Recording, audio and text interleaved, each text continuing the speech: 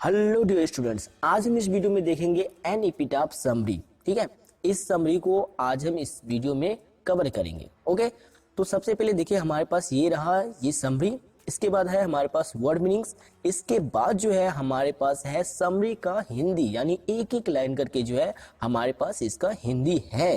ठीक है, तो चलिए हम स्टार्ट करते हैं। कहाँ से?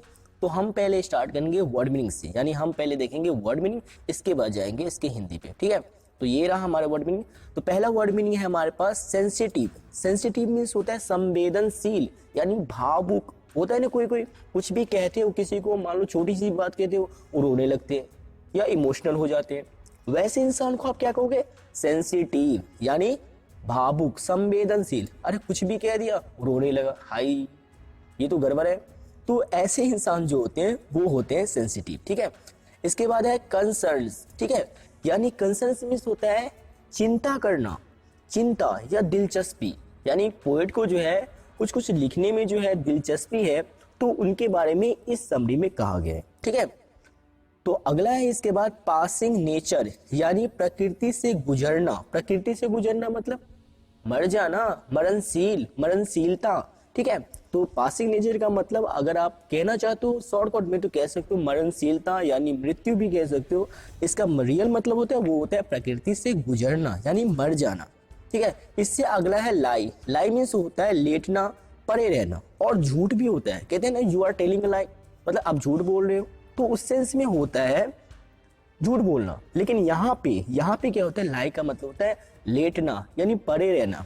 अगला देखते हैं, अगला हमारे पास है सुपर नेचुरल्स। सुपर नेचुरल्स का मतलब होता है अलौकिक शक्ति या अलौकिक घटना जो कभी होते हैं। इसमें बात करते हैं किसके बारे में? सुपर नेचुरल्स के बारे में, सुपर शक्तियों के बारे में, यानी अलौकिक शक्तियों के बारे में, अलौकिक घटनाओं के बारे में जो है कभी लिखते हैं।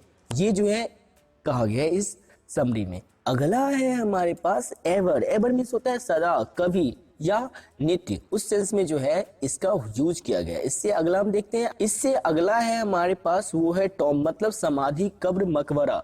आपने देखा होगा फिल्मों में खास करके, मतलब रियल लाइफ में भी देखा होगा, लेकिन रियल लाइफ में इतने अच्छे से नहीं बनाते, लेकिन फिल्मों में बड़ा मतलब अच्छे से दिखाते हैं कि मतलब कोई मर जाता है, मरने के कुछ टाइम बाद उन पे जो है मतलब वहां पे जहाँ पे वो मरे होते हैं वहां पे समाधि, कब्र, मकबरा बनाया जाता है ना। एक टाइप से मतलब ऐसा लगता है कि यार क्या है, मतलब उसको ही जो है क्या कहा जाता है? मकबरा कहा जाता है, यानी समाधि कहा जाता है, कब्र कहा जाता है। ठीक है, इसके बाद अगला है वो है वैनिस्ड। वैनिस्ड का मतलब होता है लुप्त, यानी गायब। इसमें जो होती है, जो कवि की लवर होती है, उनकी जो सुंदरता है वो गायब हो जाती है, इसलिए जो है इस वर्ड को यहाँ पे लाया गया है, यानी इस वर्ड का जो है यहाँ पे यूज किया गया है। इसके बाद आता है बिटरली। बिटरली मतलब फूट फूट कर या जोर से।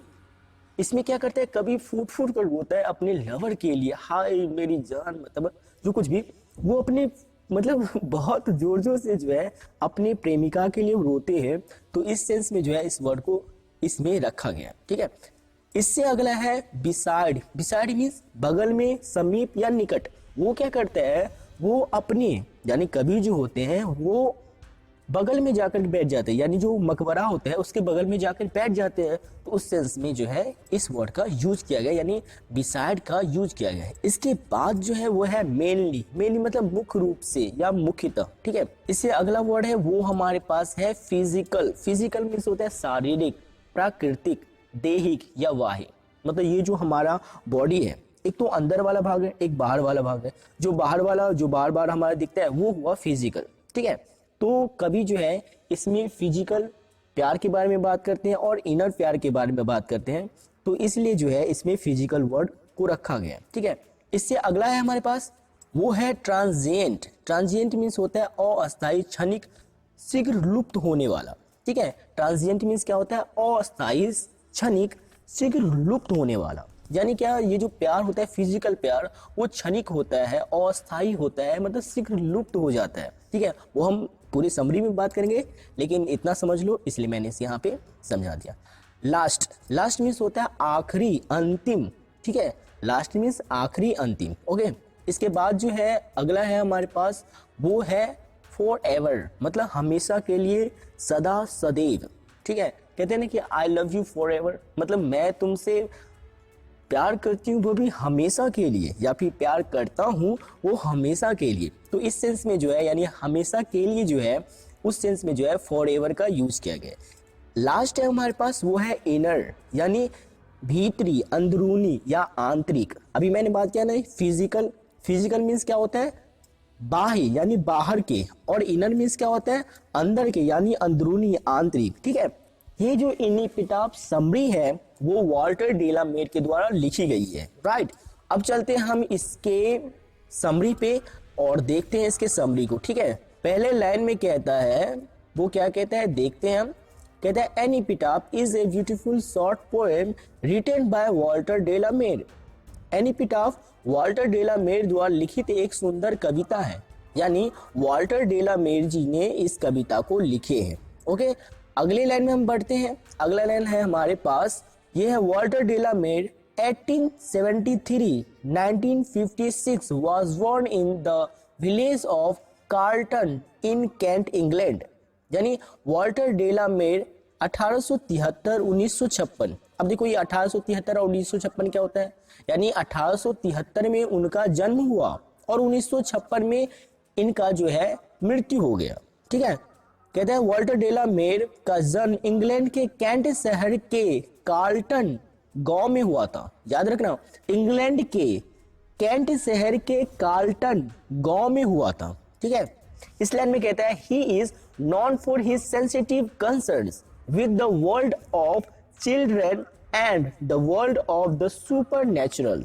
यानी उन्हें बच्चों की दुनिया और अलौकिक दुनिया के साथ संवेदनशील चिंताओं के लिए जाना जाता है। यानी क्या कि वो जो बच्चे के बारे में बात करते हैं, वो अलौकिक शक्तियों के बारे में बात करते हैं, वो संवेदनशील चिंताओं के बारे में बात करते हैं, इन सभी के बारे में जो है वो बात करते हैं। यानी किस में बात करते हैं, वो अपने पोएम्स में जो है इन सारी बातों को लिखते हैं। यानी उनकी जितनी भी पोएम्स हैं उनमें, उन सारे में लगभग कहीं ना कहीं या तो बच्चों की बात हुई होती है, या तो सुपर पावर यानी सुपर नेचुरल पावर की बात होती है, यानी अलौकिक दुनिया के बारे में बात होती है, या संवेदनशील चिंताओं के बारे में ही बात होती रहती है। ठीक है, अगला लाइन देखते हैं हम। अब इस अगले लाइन में क्या कहता है, in this poem he has talk about the passing nature of human.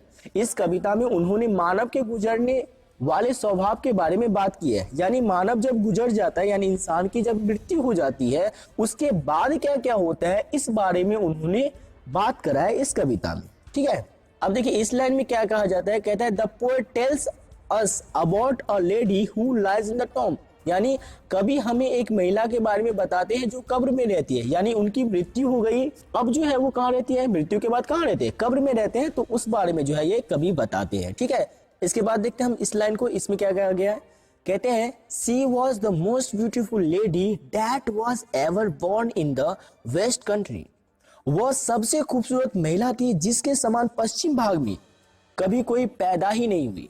आहा वाह कवि जी, यानी कवि को जो है उनसे बेहद लगाव है, जब तो वो ऐसी बात कह रहे हैं। यानी पश्चिम भाग में कभी कोई उनके जैसे खूबसूरत महिला पैदा ही नहीं हुई।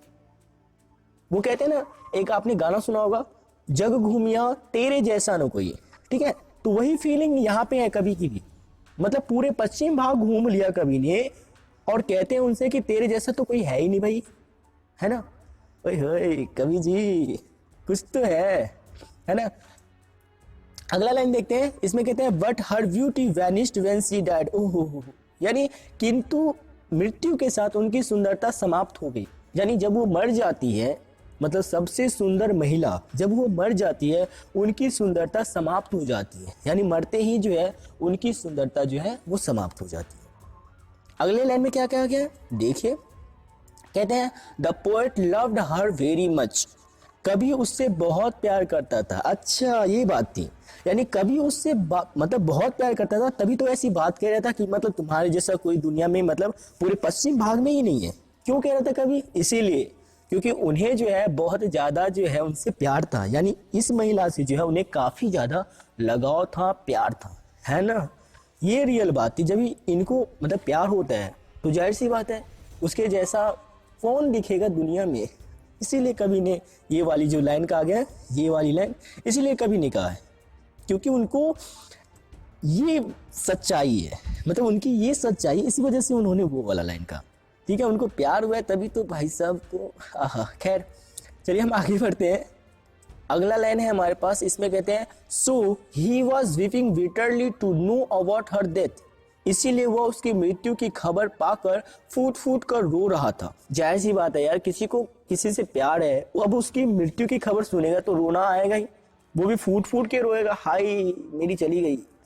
तो जो है कवि की भी सेम फीलिंग है कि जब वो मरने का मतलब उनके मरने का जब उनको खबर आती है, उन्हें पता चलता है कि वो मर गई, ओए होए उसका तो जान लूट जाता है यार कि मतलब मेरी वाली गई है ना। तो अगला लाइन देखते हैं हम, कहते हैं he began to remember their past, वह अपने अतीत का स्मरण करने लगा।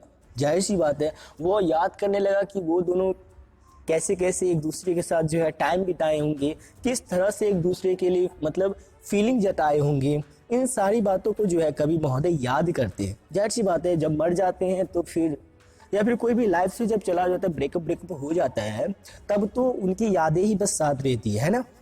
तो सेम फीलिंग यहाँ भी वही है। अगला लाइन है हमारे पास ये वाला, इसमें कहा गया है he used to sit beside her Tom, यानी वह उसकी कब्र के पास जाकर बैठा करता था।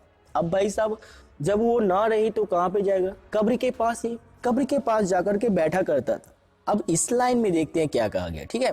कहते हैं he feels that after his death nobody will remember her, वह महसूस करता है कि उसकी मृत्यु के बाद कोई भी उसे याद नहीं करेगा। उसकी मृत्यु मतलब किसकी मृत्यु, यानी कवि की मृत्यु। कवि अपनी मृत्यु के बारे में बात करते हैं कि उनकी मृत्यु के बाद यानी कवि की मृत्यु के बाद उसे कोई याद नहीं करेगा। अबे जाहिर सी बात है भाई साहब, है तुम्हारी वाली तो हम क्यों याद करेंगे, जाहिर सी बात है कोई याद नहीं करेगा, तुम अपनी वाली को तुम याद करो ना, है ना। तो कभी भी यहाँ पे वही मतलब फीलिंग जताते हैं कि यार मेरे मरने के बाद मतलब उसके मरने के बाद बस मैं ही हूँ जो उनको याद करता हूँ। अब मेरे मरने के बाद उसे याद कौन करेगा, कभी को ये टेंशन हो रही है। अगला लाइन देखते हैं हम, therefore this is a beautiful poem in which the poet mainly talks about physical beauty is transient. इस प्रकार यह एक सुंदर कविता है जिसमें कवि मुख्य रूप से शारीरिक सौंदर्य क्षणिक है इस बारे में बात करता है। जाहिर सी बात है, इसमें कवि क्या कहते हैं, ये जो शारीरिक प्यार है, ठीक है, ये सब क्या है कि मतलब पल भर का है।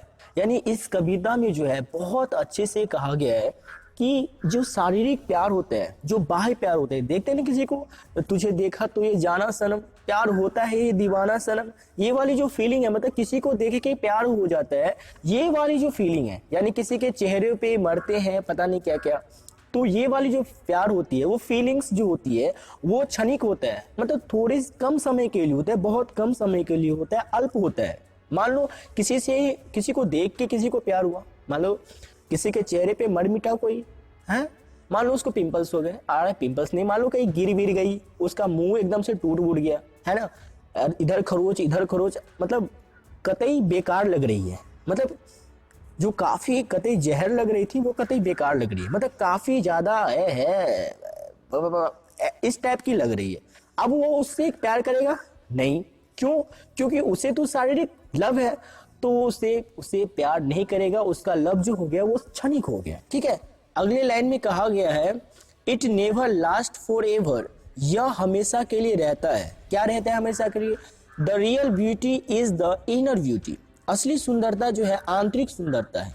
हाँ, यानी ये जो आंतरिक सुंदरता है, किसी को अगर आप मन से प्यार करते हो, ये जो है ये वाला प्यार जो है वो हमेशा के लिए रहता है। मतलब कहने का मतलब किसी को अगर किसी से बेइंतहा मतलब मन से प्यार है तो भाई साहब वही सबसे मतलब बड़ी प्यार होती है, ठीक है। इस बारे में कवि ने कहा गया। तो ये हमारा जो है ये कंप्लीट हो चुका है, यानी क्या हमारा समरी जो है खत्म हो गया, ठीक है। वॉल्टर डेला मेयर के द्वारा लिखा गया था, ये समरी जो है पूरी तरह से खत्म हो गया, जिसमें कवि ने बात करा इनके बारे में, यानी द पोएट जो है बात करी किसके बारे में, एक लेडी के बारे में बात करा जो कि कब्र में लेटी होती है, पड़ी हुई होती है, उनके बारे में बात करते हैं। अब वो क्यों बात करते हैं तो ये भी जान लो, वो इसलिए उस लेडी के बारे में बात करते हैं क्योंकि उससे जो है कवि जी बहुत ज्यादा प्यार करते हैं, मतलब उनको उनसे प्यार होता है, यानी खुद को जो है इस पोएम में कवि ने एज ए लवर जो है पेश किए हैं। इस कविता में जो है मेन चीज जो समझाने की कोशिश किया है कवि ने, वो ये चीज करा है क्या करा है, फिजिकल ब्यूटी इज ट्रांजिएंट, मतलब फिजिकल लेवल पे जो प्यार होता है वो जो होता है ना, फर्स्ट टाइम देखा तो हमको गया, सेकंड टाइम में लव हो गया और पता नहीं क्या क्या। तो ये वाली जो है मतलब तुझे देखा तो ये जाना सनम प्यार होता है, ये दीवाना सनम, यानी देख के बंदे को प्यार हो गया, यानी बस देखा और सूरत पे ही मरने लगा। इस टाइप का जो लव है वो क्षणिक होता है, ठीक है। मतलब अब भाई साहब किसी की सुंदरता से प्यार करते हो, मान लो कि उसका मुंह टूट गया है, तब प्यार कहाँ जाएगा, तब तो दूसरा मुंह खोजोगे, है ना। तो वही सी चीज होती है, चेहरे पे मत मरो यार, चेहरे वाली प्यार होते हैं, इसके बारे में ये बताया गया। दूसरा लाइन में कहते हैं, यानी इस लाइन में कहते हैं the real beauty is the inner beauty, मतलब जो रियल वाला प्यार है कभी के नजरों में और सच्चाई भी है, जो रियल वाला प्यार है वो इनर ब्यूटी है, मतलब आंतरिक लेवल पे अगर किसी को प्यार करती हो आप, यानी अंदरूनी वाला प्यार, यानी मन से जो किसी को प्यार करती हो वो प्यार सच्चा है। कभी ने इस पोएम में इस बारे में बात की है, यानी क्या, यानी मतलब ये कि तेरे चेहरे पे नहीं हम तो तेरे सादगी पे मरते हैं, वो वाली फीलिंग को रियल बताया है कवि ने इस कविता में, ठीक है। तो इस तरह से जो है हमारा पूरी तरह से ये जो पूरा समरी है वो हमारा पूरा समरी इस वीडियो में कवर हो चुका है। तो इस तरह से आई होप कि आपको अच्छी तरह से ये समरी जो है समझ में आ गई होगी, इसकी Hindi meanings and all that आपको अच्छे से समझ में आ गया होगा, ठीक है। तो मिलते हैं नेक्स्ट वीडियो में, तब तक के लिए आप पढ़ते रहो और इस समरी को 2-3 बार सुनो, इस सारी वीडियो को 2-3 बार सुनो, तब आपको पूरी तरह से याद हो जाएगा, आपको याद करना नहीं पड़ेगा, आपको याद हो जाएगा, अपने आप हो जाएगा, अगर आप इसे 2-3 बार सुनते हो, ठीक है, तो आपको याद हो जाएगा। तो चलिए मिलते हैं नेक्स्ट वीडियो में, तब तक के लिए थैंक यू सो मच।